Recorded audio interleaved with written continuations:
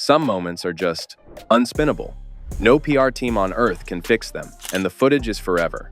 If you live for the receipts, hit that subscribe button to join the Star Report. Today, we are looking at 5 moments that ruined Meghan Markle's brand. And trust me, you won't want to miss the last one. The Battle of the Claw.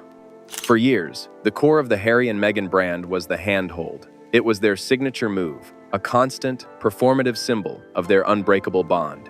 They held hands at funerals, walking into the UN, sitting for interviews. It was their way of silently telling the world, it is us against you. And then, the brand started to glitch. We all saw the clip, the one that launched 1,000 body language debates. They are sitting in a very public, very visible row of chairs. Harry, as usual, reaches for her hand. And she pulls away. Not just a simple, not now, darling. She actively bats his hand away. He, looking confused, tries again, and she pushes his hand back toward his own lap. The internet immediately dubbed this the Battle of the Claw, because it was not a gentle touch. It was a full-on, get off me, we are on camera, rejection. You can see the look on Harry's face. It is this bizarre mix of confusion and embarrassment. He looks like a puppy that just got swatted on the nose. He immediately starts fiddling with his jacket, his tie, anything to make it look like his hand was not just publicly denied. But it did not just happen once. We saw it again at the Salute to Freedom Gala in New York. They are on the red carpet. He reaches for her hand. She has a purse, which is a fair excuse.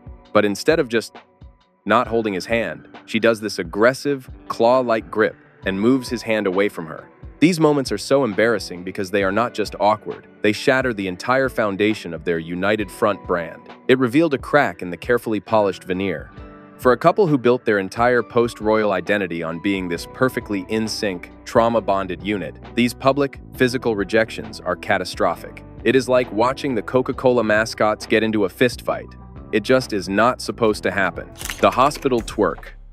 If the hand-holding was a crack, her next move was a sledgehammer to her own credibility. I am talking, of course, about the hospital twerk video. To celebrate Lilibet's birthday, Meghan decided to post a throwback video. The caption explained that 4 years ago, her kids were a week past their due dates, and when spicy food and acupuncture did not work, there was only one thing left to do. What followed was a video of Meghan, supposedly 9 months pregnant and in labor, twerking around a hospital room with Harry. Yes, twerking. The cringe was immediate and overwhelming. It was just desperate. Here she is, supposedly in the throes of a high-risk labor, dancing around a hospital room. The video starts with Harry awkwardly running to turn on the music. Then Meghan, holding her belly, starts dancing.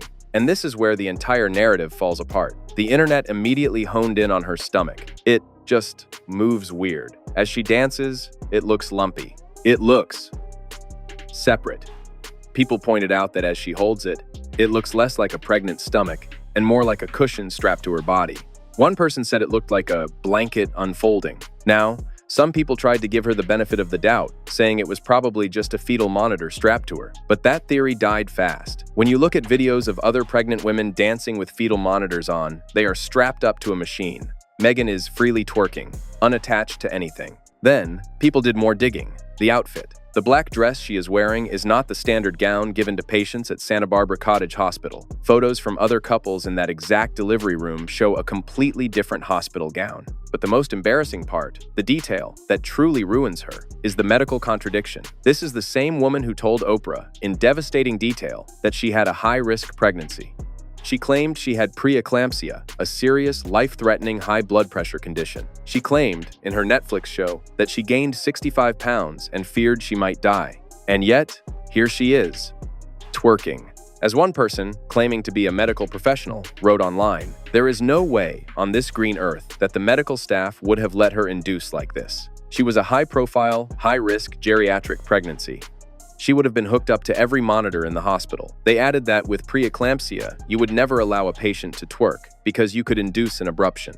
It is this total contradiction that is so embarrassing. She wants it both ways. She wants the sympathy of a high-risk, near-death pregnancy, and she wants the "look at me, I'm so fun" viral moment of twerking during labor. It is like trying to be both a headline-making superstar and a vulnerable, off-the-record human. It does not work. And the final, weirdest detail? The song. The track is Baby Mama by Star Kesha. It was a minor trend in 2018, but it did not really blow up on TikTok until late 2023 and early 2024. Its use in a video from June 2021 is suspicious. It feels anachronistic, like she filmed it much later and tried to pass it off as a throwback. The whole thing feels staged, and it is a massive, self-inflicted wound. The South by Southwest neck snap. Meghan's brand is built on her being a global thinker and humanitarian. To prove it, she sat on a panel at the South by Southwest festival, and in one moment, she accidentally exposed her entire personality. She was in the middle of her favorite story, the one we have all heard 1,000 times, about the dish soap commercial. She just kept going, repeating the setup over and over. When I was 11, I was 11, I was 11.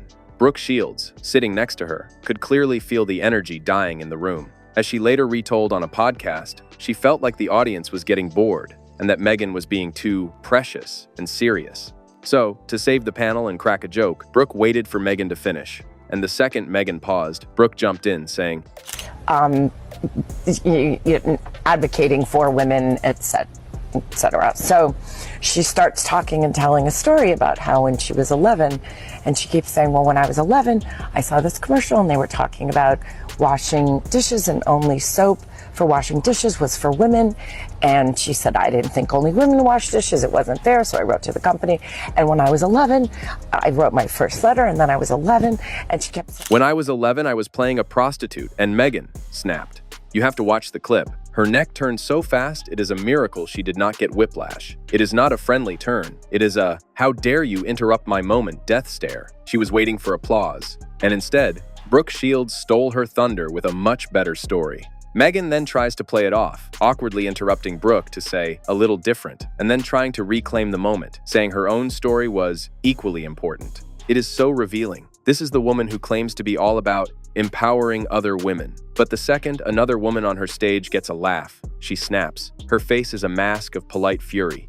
Brooke Shields even said on her podcast that she was worried Meghan thought she was being rude. This moment, this tiny 5-second interaction, was more telling than any podcast she has ever produced. It showed she is not a collaborator. She is a star who cannot stand sharing the spotlight. The royal hypocrisy. This brings us to the core contradiction of her entire brand, the we hate the royals but we love the titles dilemma. For years, the entire Sussex brand was built on their escape from the trapped royal family.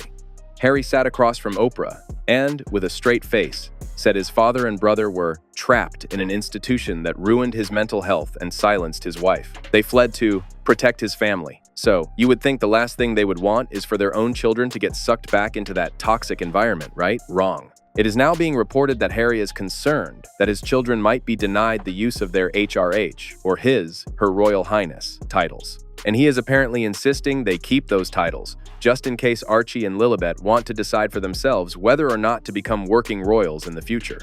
Hold on. What? This is the same establishment you claimed nearly drove you to a breaking point? The same firm you fled? And now you want your children to have the option to serve that very institution? You cannot have it both ways. You cannot burn the house down and then try to leave a door open just in case the kids want to inherit it later. It exposes the entire freedom narrative as a sham. It is not about freedom. It is about leverage. It is about status. They are using their children as pawns in a power play, fighting to retain the royal perks they publicly renounced.